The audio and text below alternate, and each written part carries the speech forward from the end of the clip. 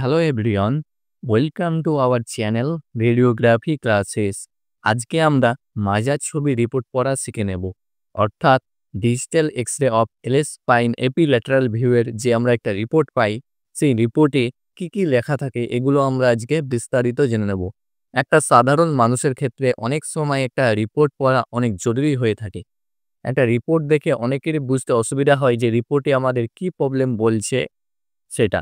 তো আজকে আমরা এই ডিটেইলসে রিপোর্টটা জেনে নেব। ঠিক আছে? চলো তাহলে দেরি না করে আজকের ভিডিও শুরু করা যাক। একটা ডিজিটাল এক্স-রে যখন আমরা LS spine, AP and lateral view করব, মাজার ছবি যখন আমরা মাজার যখন আমরা ছবি করব এক্স-রে, তখন রিপোর্টের এরকম কিছু লাইন আমরা লেখা দেখতে পাবো। কয়েকটা লাইন লেখা থাকবে। তো এই লাইনগুলো আমরা, এই যে সেন্টেন্সগুলো আমরা কি বলছে, ওগুলো আমরা একটু বিস্তারিত জেনে নিই। ফার্স্ট পয়েন্ট বলছে visualise lumbar vertebrae are seen normally. মানে যে এটা একটা মাজার ছবি বা ডিজিটাল এক্স-রে এলএস স্পাইন, এটা এপি ভিউ এবং এটা ল্যাটারাল ভিউ। এপি ভিউ মানে সামনে থেকে নেওয়া হয়ে থাকে, আর ল্যাটারাল ভিউ মানে সাইড থেকে নেওয়া হয়ে থাকে। এই লাইনটা কি বলছে? ভিজুয়ালাইজ লাম্বার ভার্টিব্রা আর সিন নরমালি। লাম্বার স্পাইনে যে ভার্টিব্রাগুলো দেখা যাচ্ছে সেগুলো নরমালি আছে, মানে নরমাল আছে। যেসব ভার্টিব্রাগুলো লাম্বার স্পাইনে যেসব ভার্টিব্রাগুলো দেখা যাচ্ছে সেগুলো নরমাল আছে, মানে কোনো অ্যাবনরমাল বা ডিফেক্টিভ নেই বর্তমানে। Vertebral and disc height are maintain. এই ভার্টিব্রাল যে ডিস্ক স্পেসগুলো আছে সেগুলো নরমালি আছে, মানে ছোটও নেই বা খুব একটা বড়ও নেই। ছোট হলে অবশ্যই একটা প্রবলেম বা স্পন্ডাইলোসিসের একটা লক্ষণ হয়ে থাকে। তো এইসব প্রবলেমগুলো বর্তমান এক্স-রেতে নেই। তারপরে আছে ডেনসিটি ইজ নরমাল। ডেনসিটি মানে ঘনত্ব, বনের যে ঘনত্ব আছে সেটা আছে normal. Pre and paravertebral soft tissue R normal. Pre and paravertebral বলতে বোঝায় যে ভার্টিব্রাল আশেপাশে যে এরিয়াগুলো আছে সেগুলোতে কোনো ফোলা বা অস্বাভাবিক কিছু নেই। ঠিক আছে? তারপরে একটা লাইন আছে alignment is maintain.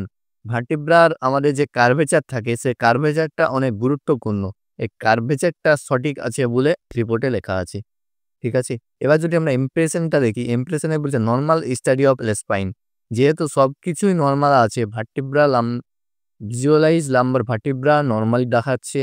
Vertebral disk space বা ডিস্ক হাইট এগুলো নরমাল দেখাচ্ছে। ডেনসিটি নরমাল দেখাচ্ছে।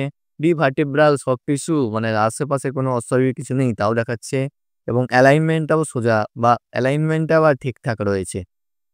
তার জন্য আমরা এখানে একটা নরমাল এলএস স্পাইন স্টাডি পেলাম। তো অনেক সময় কি হয়, এক্স-রে রিপোর্টে আমরা দেখতে পাবো যে স্টেটিং অফ স্পাইন, ঠিক আছে? স্টেটিং কার্ভেচারে আমরা স্টেট পাবো বা লস অফ লাম্বার লর্ডোসিস পাবো। তখন একটু প্রবলেম বলতে কার্ভেচারটা সোজা থাকে। অনেক সময় আমরা পাই যে অস্টিওফাইট, এই টার্মগুলো অস্টিওফাইট মানে একটু হাড় বাড়া থাকবে, বাড়তি অংশ এরকম, বা ডিজেনারেটিভ এলএস স্পাইন, এইসব টার্মগুলো যখন আমরা পাবো, ডিজেনারেটিভ মানে হাড়ের একটু আকারে পরিবর্তন হয়েছে বা হাড় ক্ষয় হয়েছে, এই ধরনের টার্মগুলো আমরা যখন পাবো তখন এই ধরনের রোগগুলো বোঝায়। এইসব টার্মগুলো অস্টিওফাইট বা ডিজেনারেটিভ এগুলো নিয়ে আমরা আগের ক্লাসে বিস্তারিত আলোচনা করেছি। যদি এই রোগ সম্পর্কে, মাঝের রোগ সম্পর্কে আরও কিছু বিস্তারিত জানতে চাও তাহলে আমাদের সেই ক্লাসটা দেখে নিতে পারো, লিঙ্ক আমি ডেসক্রিপশনে দিয়ে দেবে। ঠিক আছে? আর আমরা বর্তমানে এই রিপোর্টটা পড়া শিখে নিলাম। Visualize lumbar vertebrae are seen normally. যেসব লাম্বার স্পাইনে আমরা ভার্টিব্রাগুলো দেখতে পাচ্ছি সেগুলো নরমাল আছে। Vertebral and discal height are maintain, বা ডিসের যে হাইটগুলো আছে সেগুলো মেনটেন আছে। ডেনসিটি নরমাল আছে। প্রি ভার্টিব্রাল সফট টিস্যু আর নরমাল আছে। অ্যালাইনমেন্ট ইজ মেনটেন আছে। সো একটা স্টাডি পেলাম যেটা নরমাল স্টাডি। ঠিক আছে?